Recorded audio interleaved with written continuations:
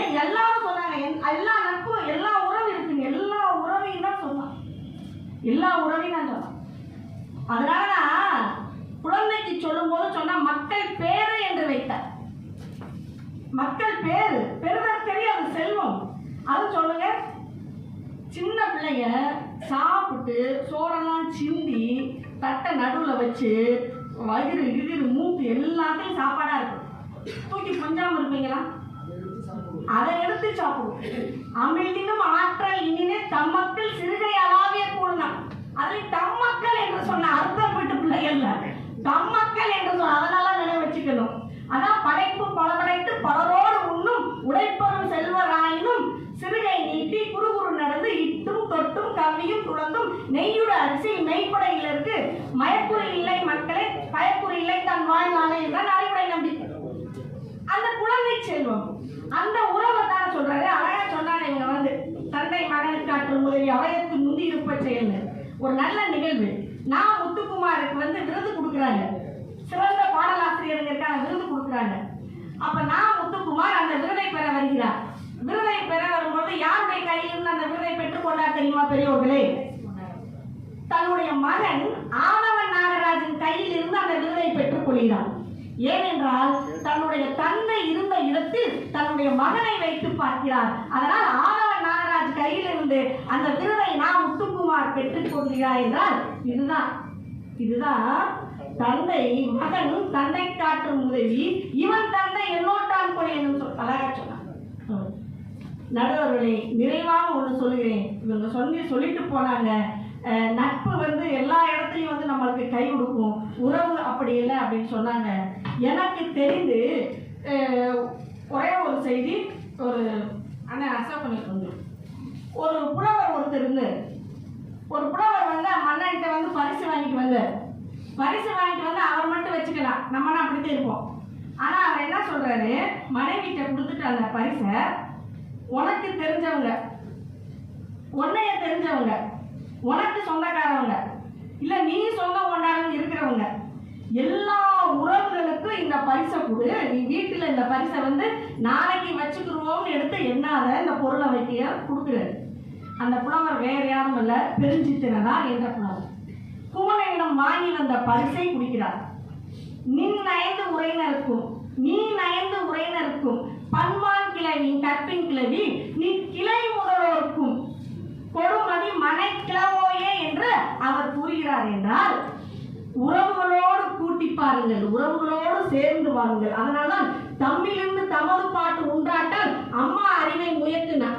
அதோடு தலைவியின் தோளில் சாய்ந்திருக்கும் போது சுகம் எதை சுகம் என்று அவர் வள்ளுவ பெருந்தகை சொல்கிறார். என்றால் தமது வீட்டில் தான் ஈட்டிய செல்வத்தை தனது சொந்த பந்தங்களுக்கெல்லாம் கொடுத்து உதவுவதோ அந்த சுகத்தை போன்றது தலைவிட நான் கூடும் இன்பம் என்றால் எங்க போய் முடிச்சு போடுறாரு பாருங்க, எங்க போய் முடிச்சு போறாங்க.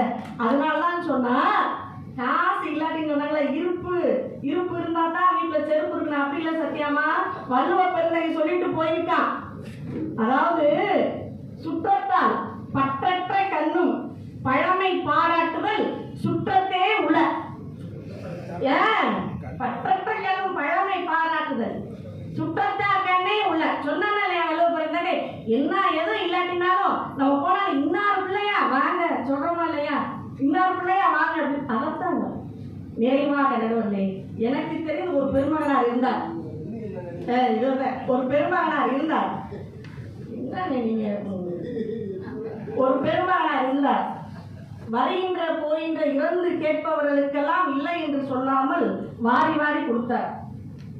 தமிழ் புலவர்களாகட்டும், ஆசிரியர்களாகட்டும், வறியவர்களாகட்டும், சமூக ஆர்வலர்களாகட்டும், அனைத்து பேரும் ஒரு வேடந்தாங்கல் போல், ஒரு சரணாலயம் போல் அந்த பெருமகனாரின் இல்லத்திலே, அந்த பெருமகனாரின் ஆலயத்திலே, அந்த பெருமகனார் இருக்கின்ற அலுவலகத்திலே அடைந்து கிடப்பார்கள். திடீரென்று அந்த பெருமகனார் நம்மை விட்டு மறைந்தார். அப்ப விண்ணில் இருக்க மனிதர்களோடு அழுகவில்லை, அன்று வானம் போய்த்தது, வானிலிருந்து மழை பொழிந்தது, வானம் அழுதது. இவங்க பெருமகனார் போய்விட்டாரே, இந்த பெருமகனார் இடத்தை யாரை வைத்து நிரப்புவது அந்த இடத்தை என்று எல்லோரும் எண்ணினார்கள், எல்லோரும் கதறி எழுதார்கள். அந்த இடத்தை நான் தூக்கி நிறுத்துவேன் என்று அந்த பெருமகனாரின் புதல்வர் வந்தார். பெருமகனார் இல்லாத போது எப்படி இருக்குமோ என்று நினைத்த போது அப்படி தப்பு கணக்கு போடாதீர்கள். பெருமகனார் புதல்வர் பெருமகனார் மாதிரியே அனைத்திற்கும் மாறி மாறி வழங்குவார்.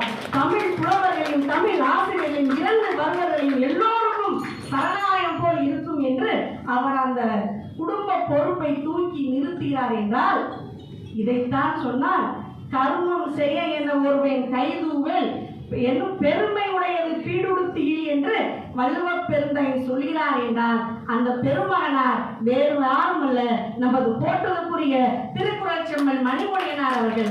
அவருடைய புதல்வர் வேறு யாரும் அல்ல, போற்றுதற்குரிய கார்த்திகேயன் மணிமொழியனார் அவர்கள் என்றால் இதை விட வேணுமா?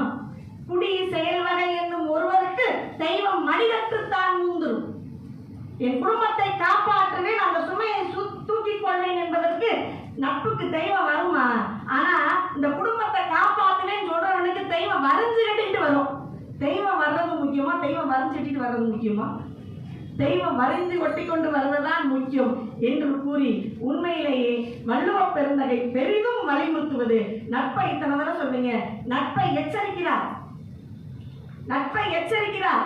பார்த்து பழகு, பார்த்து பழகு, பார்த்து பழகு என்று நட்பை எச்சரிக்கிறார். ஆய்நாய்ந்து கொள்ளாதான் கேள்வி கடைமுறை தான் சான் துயரம் தரும் எச்சரிக்கிறார். ஆனால் உறவை வலியுறுத்துகிறார், வலியுறுத்துகிறார், வலியுறுத்துகிறார் என்று கூறி வாய்ப்புக்கும் வாய்மொழி கேட்டவர்களுக்கு நன்றி பாராட்டி விடைபெறுகிறேன். நன்றி, வணக்கம்.